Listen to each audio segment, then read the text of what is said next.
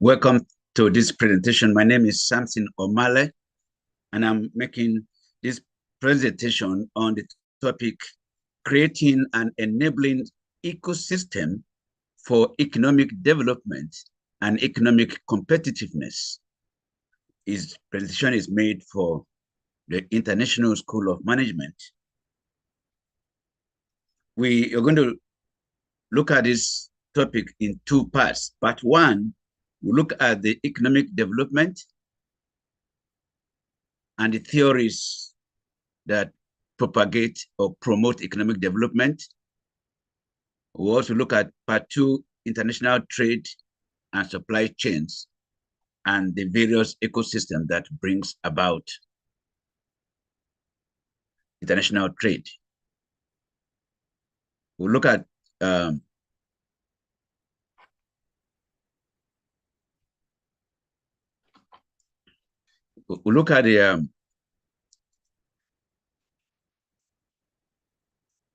various topics like economic development, like I said, market creating innovation, solving the productivity puzzle, look at global competitiveness and economic integration coming out from economic trade. So like I said, there are two parts to this. Part one will be economic development. Part two would be international trade and supply chains. Now, economic development is, we look at the growth theories, market creating innovation, solving the puzzle, productivity puzzle, capital accumulation, market creating innovation, and sustainable prosperity. Now, if we can start to separate or create a distinction between economic growth and economic development, to look at economic growth in terms of the GDP and gross national product is a quantitative measurement, and indicators like changes in the economic in the gross domestic product and GDP per capita are the various measurements.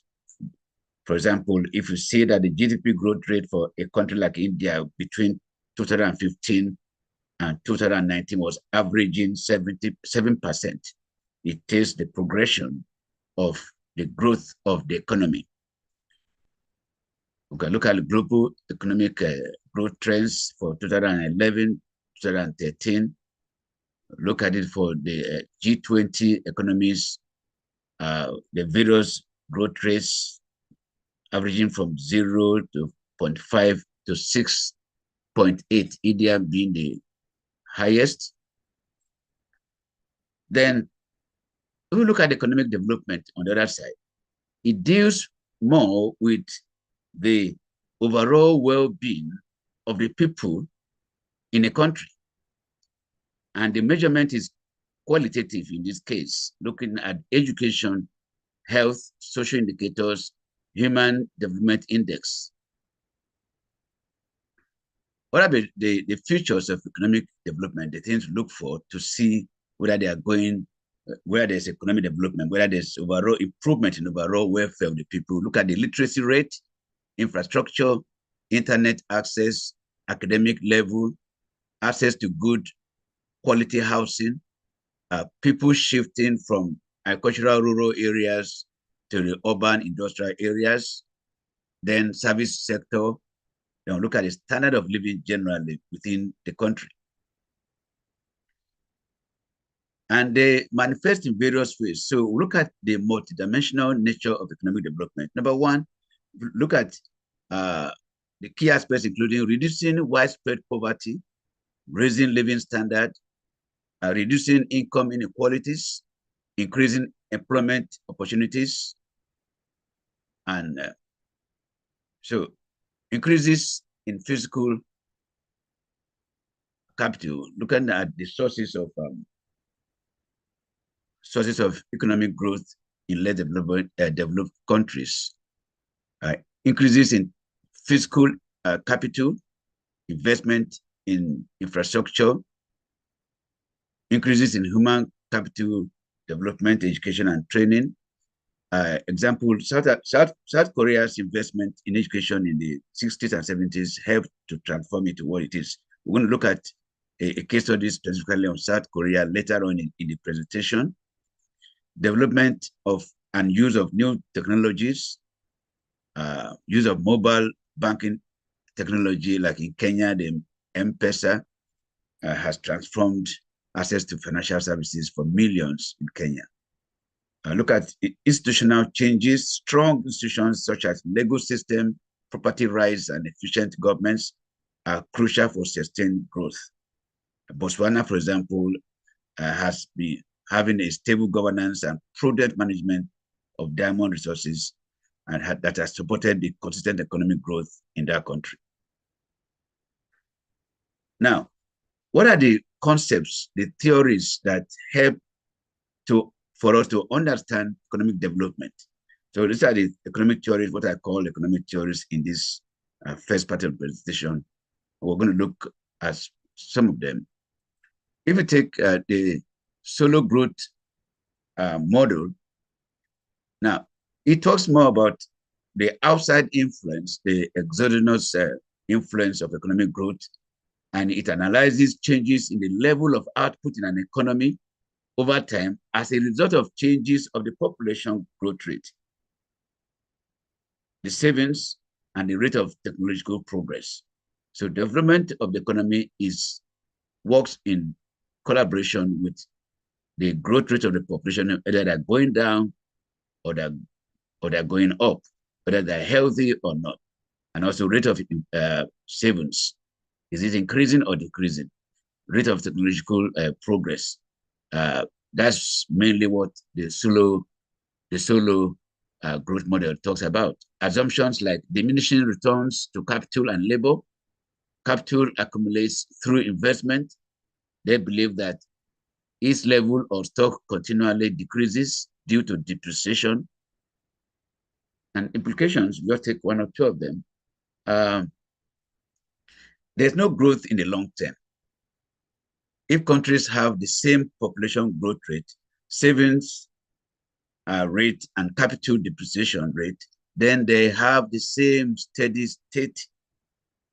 So they will have to converge. Countries with different savings rates have different steady rates, and they will not converge. That is, the solo growth model does not predict absolute convergence.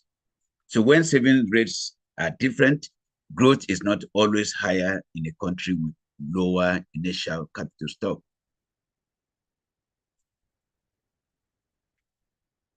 What about theories on market creating innovation and sustainable prosperity? Look at innovation, for example. We start innovation versus global competitiveness. Innovation is the deployment of new ideas, plays a fundamental role alongside other factors like human capital, infrastructure in raising productivity in the local economy. Econometrics analysis undertaken for the prosperity will show the doubling of the proportion of science and technology jobs in an economy. And it's a proxy for innovation. And it could increase productivity by up to 4%. It opens, so we're looking at innovation that opens new markets by making products and services accessible to underserved populations. Innovation that can catalyze sustainable economic growth and alleviate poverty. It offers compelling, actionable framework for leaders, policymakers, and entrepreneurs by emphasizing the transformative potential of innovation to drive systemic long-term prosperity. Pillars of the framework of market creating innovation. This was created by actually a Nigerian and an American professor.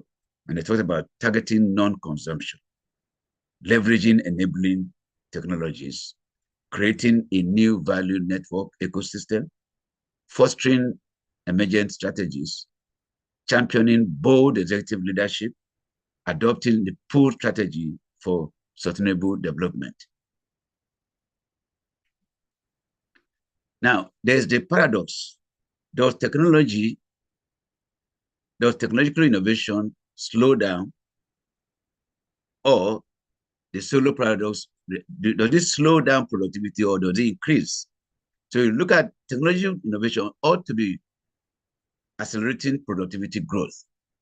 If you look at IT boom in the 90s and the early 2000s, there's agreement, however, around the impact of current technological innovation. For example, skeptics such as the economist Robert Gordon talked about how that technology is actually not improving advancement. Then the second issue here is productivity. The rule of demand, the promise of digitization, increased wages and living standards, they help to in the purchasing power of consumers, leading to high demand for goods and services.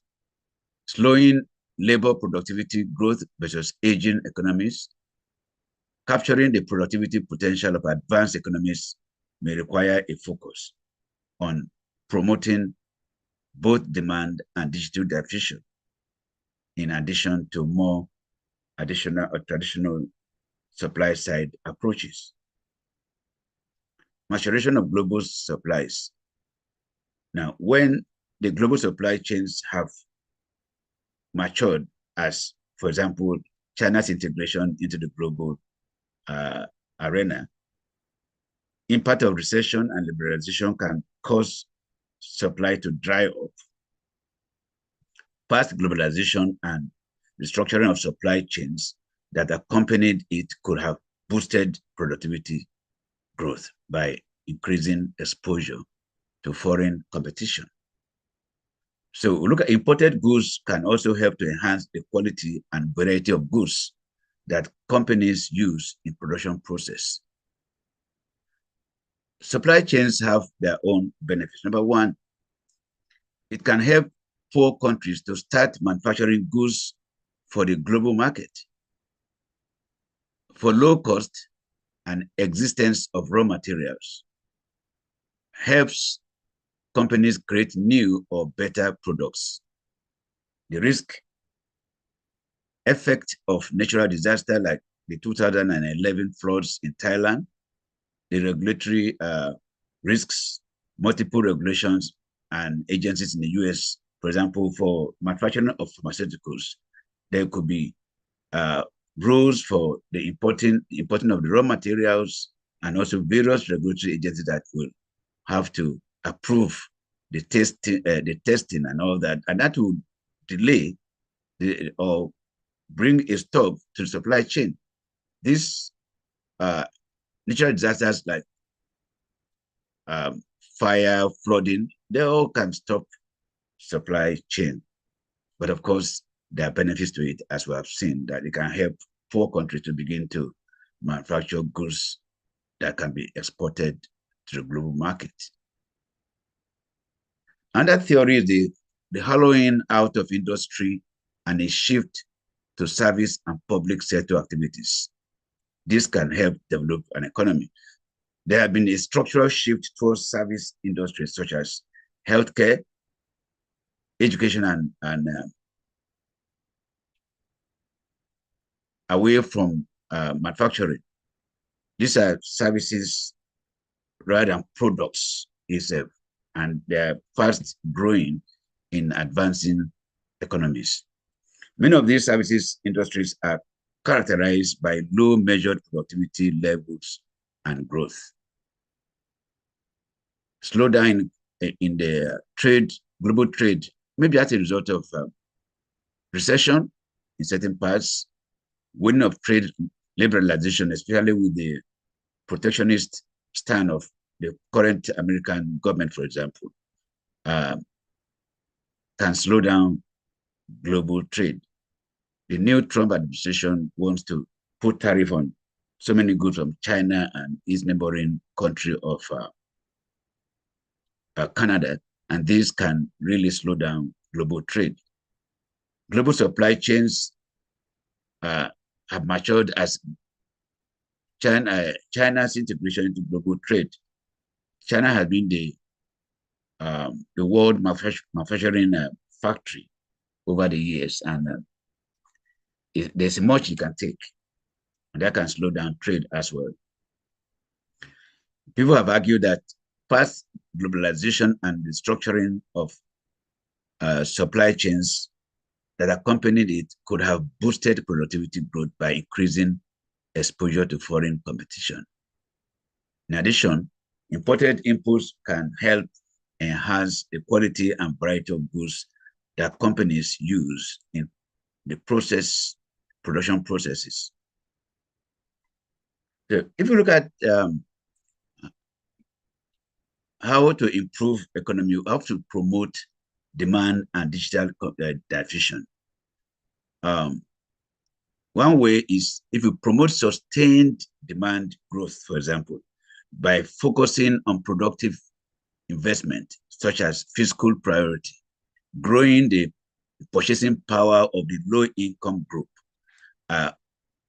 unlock private businesses and residential investment, support worker training and transition in an era of automation. New skills have to be learned all the time.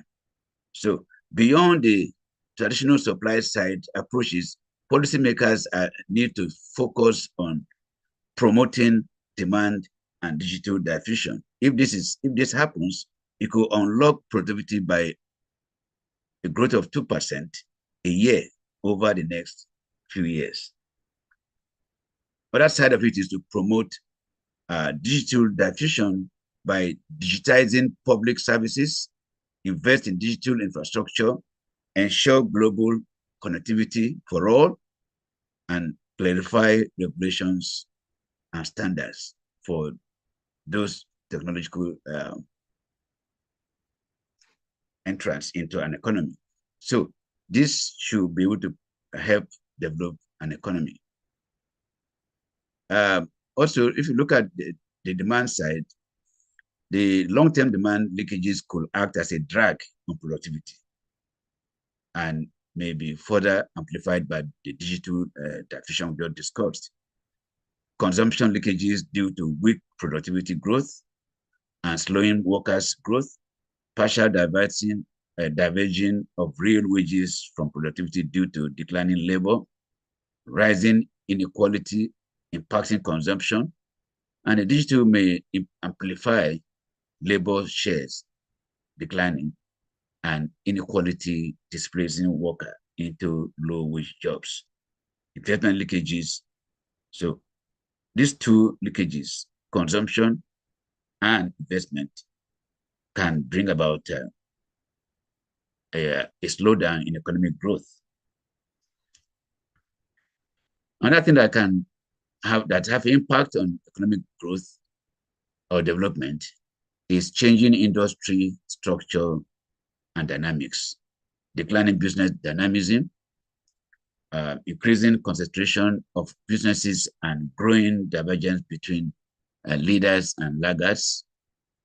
The rate of business dynamism measured across a variety of parameters such as the pace of creation of startups, gross job creation and destruction, and the pace of job and worker relocation has been declining since the 1980s. Another important dynamic is increasing concentration of firms over the past 2 decades.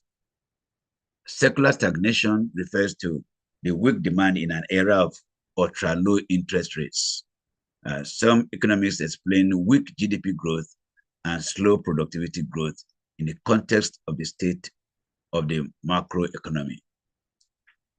According to this analysis, the United States, for example, and Western European countries seem to be caught in a vicious cycle. The economy is out of the balance because of an excess propensity to save relative to lower propensity of businesses, households, and the public sector to invest. So this is what explains what secular stagnation is and has impact on economic development. Structural forces may also be dampening consumer demand and investment, with an increasing share of income going to higher income households that are less likely to spend that income, and an increasing proportion of older households that may already have acquired a house, as well as longevity driving an increased propensity of households to save. So if there's no increased investment, then there's no expansion in the economy, businesses, and this will impact on the economic development. Number 10 is the economic potential of generative AI, artificial intelligence. Its impact on productivity could add trillions of dollars in value to global economy. AI could add, according to research, the equivalent of 2.6 trillion to $4.4 trillion annually to the United Kingdom's entire GDP in 2020, compared to the entire GDP of the United Kingdom in 2021, which was 3.1 trillion. So you see the power or the potential that generative AI can bring to an economy. A new paradigm of policy in digital age, the need to unlock the productivity potential of advanced economies requires a focus on promoting both demand and digital diffusion. Interventions that can help remove traditional supply side constraints, such as red tape.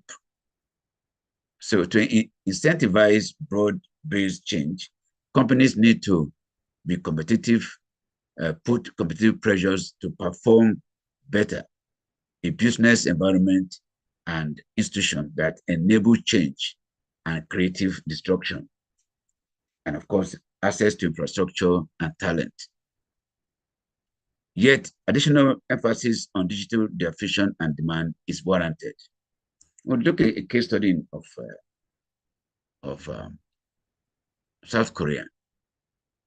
Now, the rise was due to three elements. One, strong top-down push for development by national government to drive economic planning.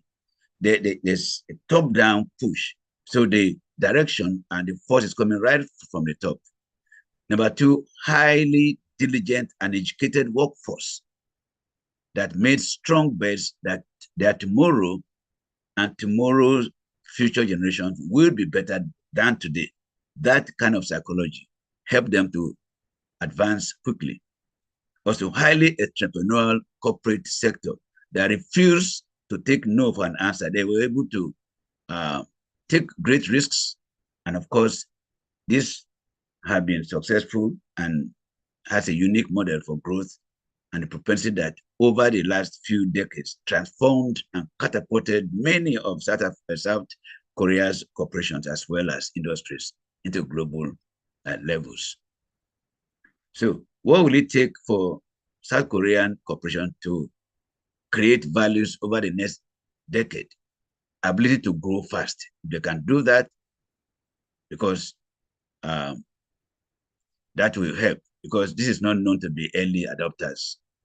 South Koreans are not known to be early adopters or fast movers, but they are known to be fast followers. You know, when they see, they can copy. Strong emphasis on insatiable appetite, ambition for growth and scale. As a country, South Korea, across many sectors, as well as many leading corporations, are at crossroads because the model that has paved the foundation for their growth and propensity is no longer guaranteeing success for the future. Second is the force of innovation. A lot of that disruptive and the competitive landscape is changing in very unpredictable ways. So they're volatile and dynamic. So in order for them to be successful, they have to be fast followership rather than staying behind. The third is forces at work in terms of societal changes that are happening, have brought into like the generation X and the millennials and the generation Z consumers, as well as the employees.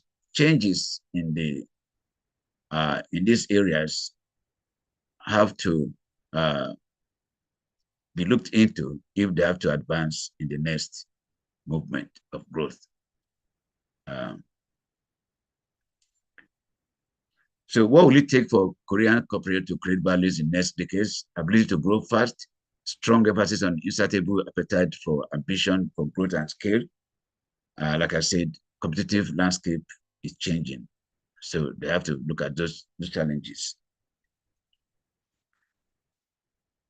So next, second part of this presentation is the international trade and supply chains.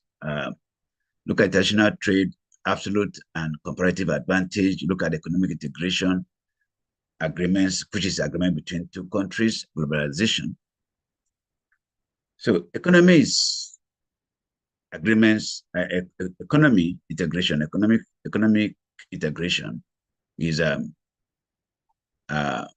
agreement between countries. That's it. And globalization concept, which is the free trade, free movement, free access to stocks, and free movement of goods and services and humans, have helped ease removal of tariffs and the like. That's economic integration. And there are stages of integration. And it's expected to help to improve the outcomes for all economies by many economists and policymakers. Within economics, there are 7 stages that can lead to complete economic integration: preferential trading area, free trade area, customs union, economic common market, economic common union. What are the benefits of integration? Allows countries to specialize, trade without government interference, benefits all economies, reduction of cost and ultimately an increase in the overall wealth. The movement of employees is liberalized. Political cooperation is encouraged. Drawbacks: nationalists need to be appeased. The protectionists, people that want like America first policy of the US, and this can lead to higher tariffs and less free trade between other countries. Lots of individuals, central banks who control monetary policies, loss of national sovereignty. The external control becomes troublesome in terms of managing cohesive fiscal and monetary policy among many different countries. Levels of economic integration start from free trade area, custom union, common market, economic union, political union. There are various phases. Examples, like in the EU 2003, they had these economic levels of integration before Britain, UK pulled out. Then another aspect is the global competitiveness. What is competitiveness?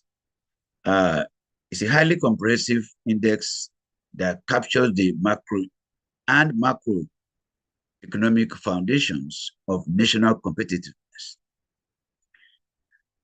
Competitiveness is the set of institutions, policies, and factors that determine the level of productivity within a country. How superior are these to other countries? Porter's diamond, Michael Porter came up with a diamond, what they call his diamond model, determinants of national competitiveness. And it has firm strategy and structure and rivalry, demand conditions within the country, help by government, related and supporting industries, factor conditions like cost of production, labor availability, the changes that firms can adapt to, and so two, influenced by change and government. Government of the EU, of the UAE, for example, and China always back their company, their businesses that operate in that place. There are 12 pillars of competitiveness: basic requirements, institutions, infrastructure, macroeconomic stability, health, and primary education. These are the key for factor-driven economics. So we have three of them: factor-driven economies, efficiency-driven, and innovation-driven. Efficiency-driven, higher education and training, goods market efficiency, labor market efficiency, financial market sophistication, technological readiness, market size. Innovation and sophistication factors: business, sophistication, and innovation. Then there are two, so absolute comparative advantage as different from comparative advantage of those days. Explain why countries trade. We must look at a little economic theory. The first concept, theory of absolute.